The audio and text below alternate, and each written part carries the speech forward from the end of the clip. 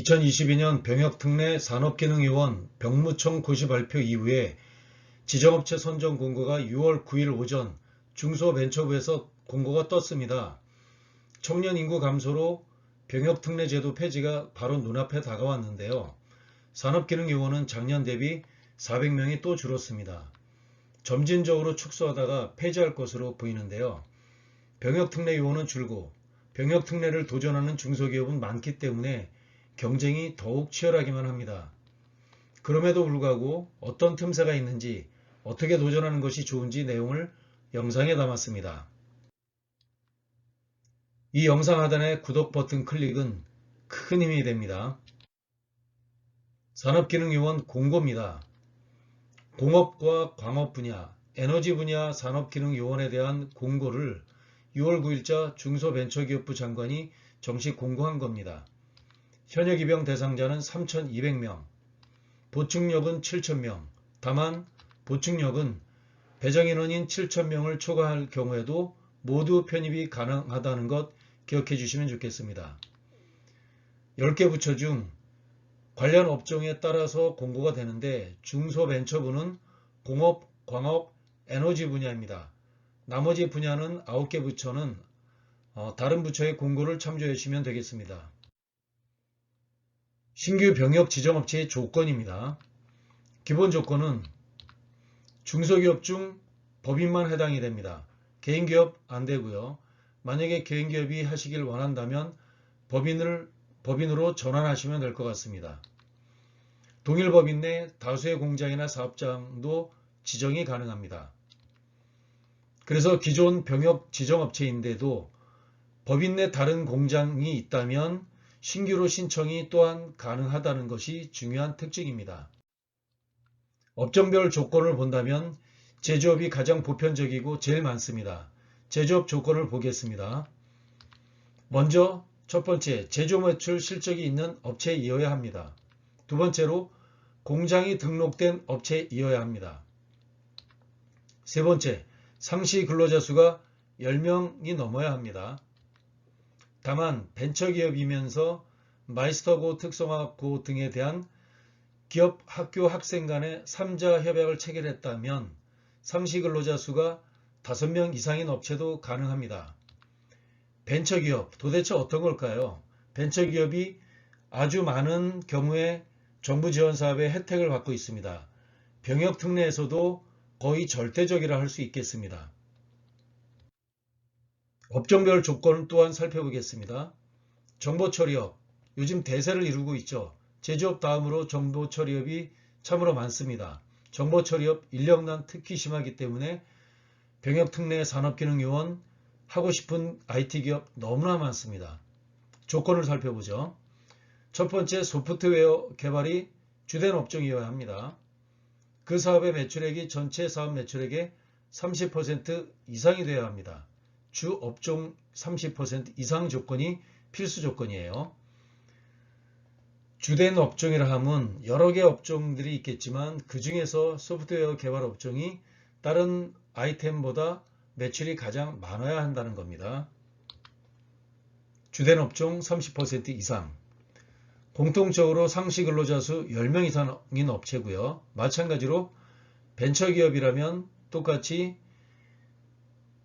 인원이 5명 이상 조건으로 동일합니다. 벤처기업 기억해 주시면 좋을 것 같습니다.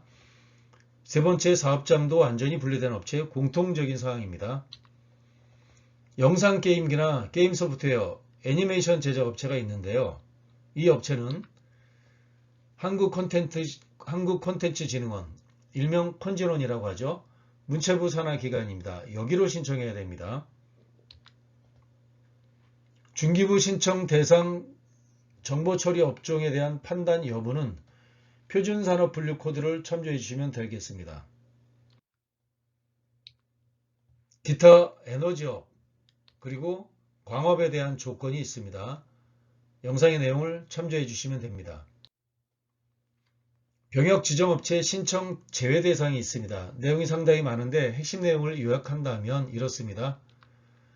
업무상 재해로 산업기능요원이 사망한 업체, 당연히 안 되겠죠. 그리고 지난 1년간 산업재해율이 같은 업종에 대비 평균 산업재율보다 높은 업체는 신청할 수 없습니다. 신청되더라도 반려가 됩니다. 고용노동부 장관이 공개한 체불사업주, 고액상습 체납업체, 기타 다양하게 있는데 이러한 사항이 신청 제외 대상 핵심 요인입니다. 비록 신청 접수가 된다 하더라도 서류평가에서 반려되거나 거절됩니다. 기존 병역 지정업체가 있습니다. 그런 경우 인원 신청 제외되는 업체들이 있습니다. 신규 업체가 아니라 기존 업체입니다. 많은 조항들이 있는데 핵심적인 조항들을 살펴본다면 산업기능요원에게 부당대우하거나 부당해고한 업체, 최저임금법을 위반하고 그리고 3개월 이상 임금 체불한 업체, 고액상습 체납업체, 당연히 추가로 기존의 병역지정업체로 선정되었다 하더라도 신규로 인원 신청해서 제외되는 업체로 들어갈 수 있습니다. 주의해 주시기 바랍니다. 신청 일정은 6월 10일 금요일 10시부터 6월 30일 목요일 18시까지 꼭 기억해 주시기 바랍니다. 신청서 제출은 중소기업 인력지원사업 종합관리 시스템을 통해서 하게 됩니다.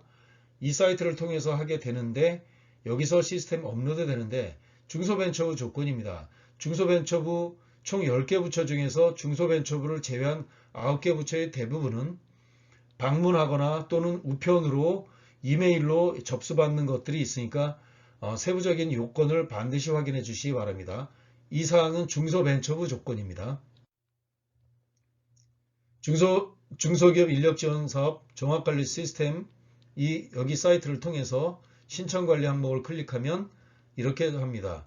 여기를 통해서 모든 서류들을 업로드하게 됩니다.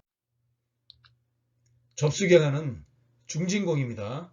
중진공에서 자격 검토하고 신청 제외될 업체를 추설해 가지고 반려합니다.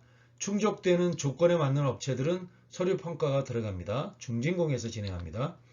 그래서 추천권자는 중소벤처부입니다. 전체 업체를 서류가 다 평가돼서 해당 항목 점수가 낮든 높든 간에 전체 업체를 평가 점수 순으로 10개 등급으로 쫙 매깁니다. A부터 J까지 구분을 합니다. 탈락시키지 않습니다.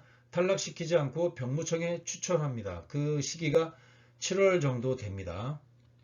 그러면 병무청은 각 중앙부처 기관 10개 기관으로부터 추천된 업체 명단들을 받아냅니다.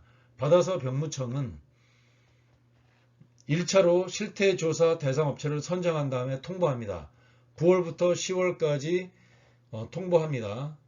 실태조사를 하게 되고요. 10개 부처입니다. 중소벤처부, 산자부부터 보건복지부는 의료기 관련된 또 식품, 의약품, 또 해수부, 다양한 부처가 10개 부처가 있습니다. 이런 부처에 추천되는 것들을 갖고 다 실태조사를 하게 됩니다. 그 다음에 병무청은 최종적으로 현장 실태조사를 한 다음에 현장 실태조사의 점수평가와 그리고 10개 부처의 추천권자의 평가 등급을 종합 합산해서 최종적으로 신규 병역 지정업체를 최종 선정해서 11월에 통보하게 되는 게 업무 프로세스입니다. 병역 특례는 업종별 접수기관과 추천권자가 있습니다. 이렇게 10개 기관이 있죠. 10개 기관. 대부분 차지하는 게 중소벤처이기 때문에 시스템도 되어 있고 업로드도 되어 있습니다. 제일 많죠. 그리고 게임 소프트웨어와 관련한 부분은 정보 처리와 업종 코드가 조금은 다릅니다. 컨지널을 통해서 문체부에서 최종적으로 추천을 합니다. 광업 에너지 분야도 중소벤처부 제일 많이 있습니다. 10개 부처의 특성에 따라서 약간 다르게 운영되고요. 날짜도 조금씩 다르고요. 지침, 가이드라인, 추천, 평점도 조금은 다릅니다. 부처별, 업종별 병역특례는 별도의 영상을 제작할 예정입니다. 평가 지표가 있습니다. 산업기능요원에 대한 10개 부처의 평가 지표. 일단 중소벤처부 기준입니다. 총점 100점 만점이죠. 정말 디테일하고 이거를 보게 되면 대표님들 참 정말 스트레스 받죠. 너무나 내용이 많아요. 그럼에도 불구하고 이러한 언덕을 넘어서 대표님이 산업기능요원 정말 뽑고 싶습니다. 뽑는 데까지 꼭 도전해서 성취하시길 바라고요. 평가 지표는 100점 만점이에요. 10개 부처 특성이 조금씩 다릅니다. 부처별 업종별 병역 특례 별도 영상 꼭 만들 예정이고요. 총점 100점입니다. 100점인데 100점 중에서 일자리와 관련한 지표가 40점이죠. 40점, 요거는 중소벤처부 병역특례 평가 지침인데요. 유사합니다. 대체로 유사하지만 병역특례가 대표적이라 오늘 영상은 중소벤처부 영상을 담은 거고요. 기존 지정업체는 다른 거 다 말고 신규 선정할 때는 100점 지표가 굉장히 많이 있습니다. 항목도 굉장히 많습니다만 신규 결정되고 나서 기존 지정업체를 재평가하는데 재평가할 때는 여러 가지 다 평가하지 않고 일자리에 대한 평가만 합니다. 이것만 평가한다는 것 기억해 주시면 좋겠습니다. 100점 만점 중에서 또 다른 평가 지표 있습니다. 수출 평가, 경영 평가, 기술 혁신 평가 점수들이 있습니다. 온갖 인증과 수출과 R&D와 이런 인증들로 이루어졌죠.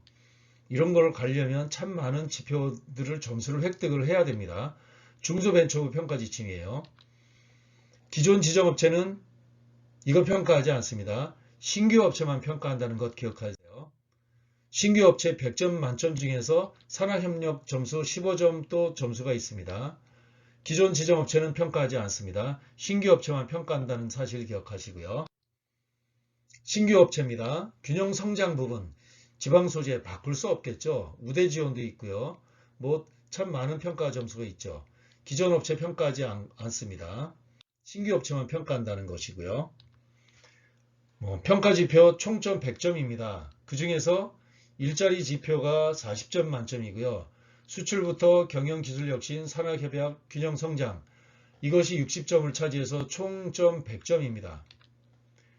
기존 지정업체는 이것만 평가하고요. 신규 업체는 몽땅 평가합니다. 이것 중요한 사실이고요. 점수 평가 그 중에서 어떻게 따는 것이 좋을지에 대한 것은 합격 방법 꿀팁 영상을 별도로 만들 예정입니다. 이것 기존 지정업체는 이것만 평가한다는 것입니다. 오늘 영상은 2022년 병역특례 산업기능요원 병무청 고시 발표 이후에 6월 9일 중소벤처부 공고 기준으로 긴급히 영상을 제작한 겁니다. 제조업과 IT 분야 인력난이 아주 극심한데요. 병역특례 도입 열망이 정말로 높습니다. 더구나 병역특례 제도 폐지가 코앞에 있습니다. 그래서 경쟁이 더욱 치열한 것이고요. 그러나 아직 제도가 살아있습니다. 살아있을 때 도전하기를 추천드리고요. 물론 점수가 된다고 선정되는 게 아닙니다. 절대 평가가 아니라는 것입니다.